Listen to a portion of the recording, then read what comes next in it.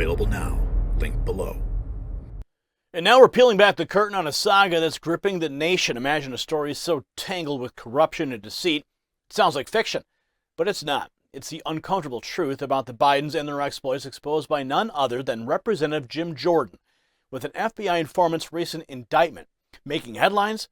Some thought it would shake the foundations of Jordan's claim. Well, think again. Tonight, we're diving deep into why these revelations only add more fuel to a fire that's been burning bright against the backdrop of American politics. This isn't just about the Bidens. It's about the integrity of our republic and the desperate need for leadership that stands against corruption, not bathes in it. By the end of this report, you'll see why bringing Trump back isn't just desirable, it is absolutely necessary. So don't switch off. My final thought is something that you don't want to miss.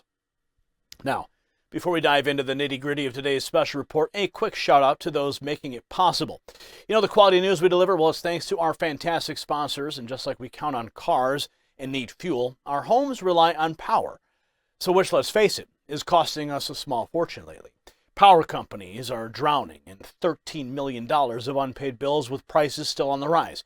And that's where this little lifesaver comes in. It's a compact energy-saving device that's slashing power bills for thousands. Imagine keeping more of your hard-earned money away from those greedy utility giants. Grab yours at an exclusive 65% off at don'twastepower.com. That's don'twastepower.com. Your wallet will thank you. Now let's get back to the story at hand. In an era where the truth often seems buried under layers of political maneuvering and media spin, it takes relentless dedication to uncover the reality of the situation. That's precisely what Representative Jim Jordan is doing in the face of an unyielding storm of controversy and corruption surrounding the Biden family, particularly focusing on Hunter Biden's involvement with Burisma Holdings and the broader implications for Joe Biden. Representative Jim Jordan's statements on CNN underline a critical narrative that refuses to be silenced by the latest indictment of an FBI informant. This individual, accused of fabricating claims about a bribery scheme involving the Bidens, doesn't deter Jordan's pursuit of accountability.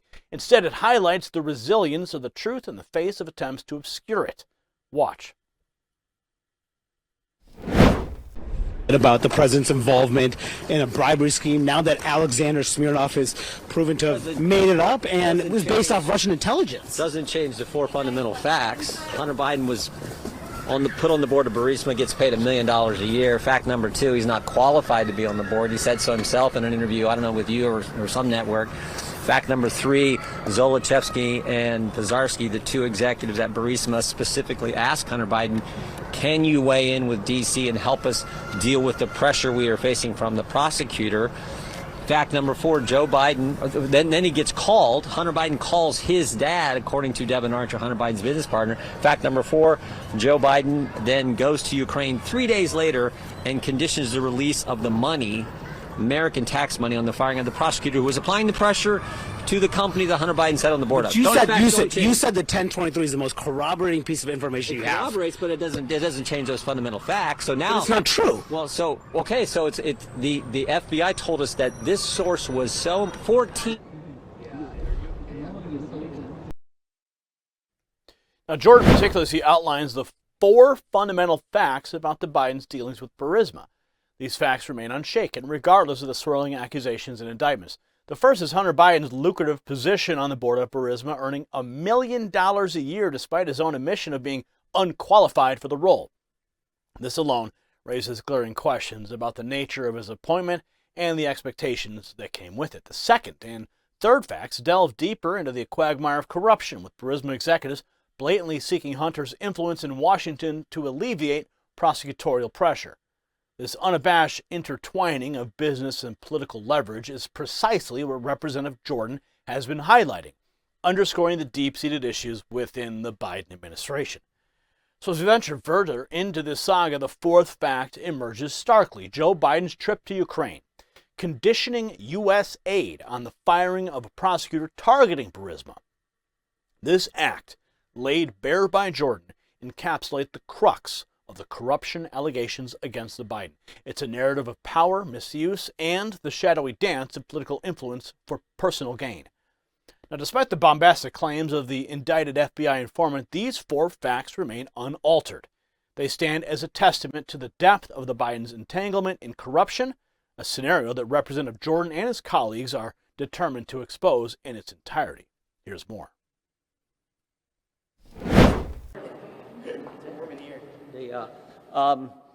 So I said this earlier this morning, but I think you can sort of tell this story in three parts, three chapters. There's before Joe Biden's candidate for president, there's the time when he is candidate for president, and then there's, of course, the things that have happened, the events that have happened while he's been president. And I think today we're largely going to focus on that pre-candidate time. I call that the money, the business, the brand. That'll be the focus, I think, of today's questioning, specifically relative to James Biden's involvement with CEFC, AmeriCorps. There was a big story about that. So we're going to look at all that information, I think, today. I think it's interesting, some of the facts we've already picked up from Mr. Walker, Mr. Bobolinsky, specifically regarding the Chinese energy company CEFC.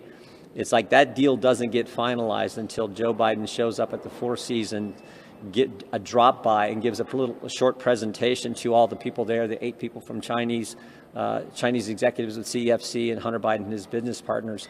So I think we'll dig into those kind of things in today's thing. But we'll also look some of the other information I think is important too. While Biden's candidate, the lies, the campaign, the rigged election, that's the 51 former intel officials and how that played. And then, of course, there's the, while he's been president, I think that is the obstruction, the cover-up, and, of course, the sweetheart deal. Chairman Jordan, what do you make of the Smirnoff indictment? Well, I mean, it is what it is, so it doesn't change the fundamental facts. There are 4 fundamental facts that Hunter Biden gets put on the board of Burisma. He's not qualified to be on the board. He gets put on that board and gets paid $1 million a year. Second, as I said, he's not qualified to be on the board. He said so himself. Third, in Dubai on December 4th, 2015, the executives at Burisma, Mr. Zolochevsky, Mr. Pizarski, specifically asked Hunter Biden, can you weigh in with D.C. and help us with the pressure we are facing from the prosecutor general in Ukraine? Hunter Biden makes a call. Devin Archer told us he made a call to his dad, to Joe Biden. And then 3 days later, Joe Biden goes to Ukraine and conditions the release of American tax money on the firing of the prosecutor, applying the pressure to the company that Hunter Biden sat on the board of.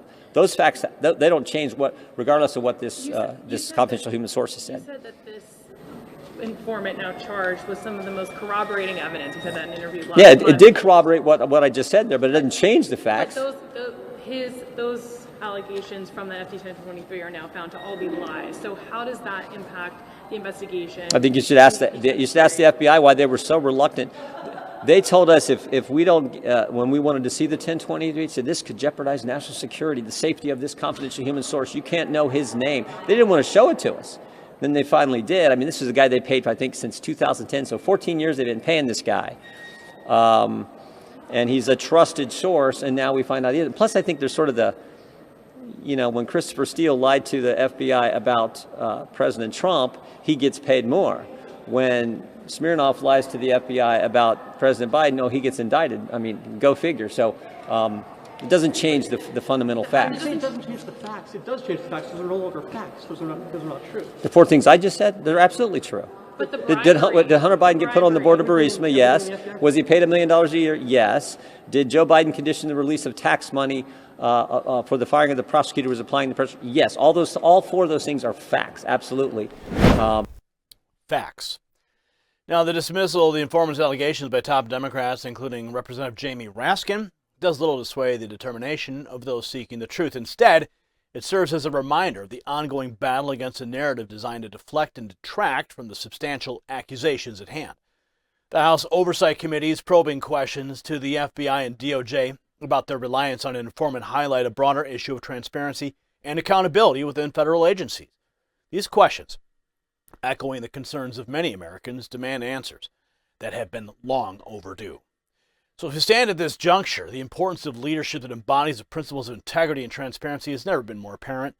The saga of the Bidens, a narrative rife with allegations of corruption and influence peddling, serve as a clarion call for the return of a leader unafraid to confront these challenges head on.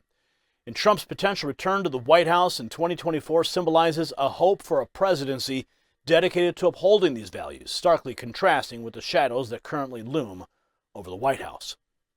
The unwavering pursuit of truth by Jim Jordan and like-minded individuals underscores a pivotal moment in our republic's history.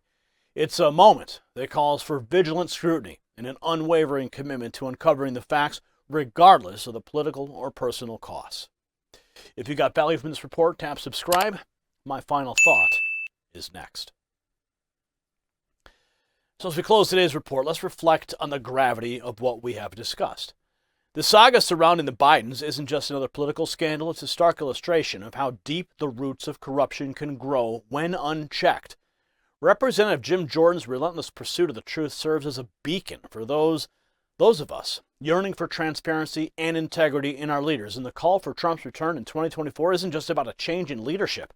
It's about restoring a sense of accountability and principle to the highest office in our land. As Americans, we must remain vigilant, informed, and unyielding in our quest for a government that serves the people, not its interests. This story matters because the very fabric of our republic is at stake.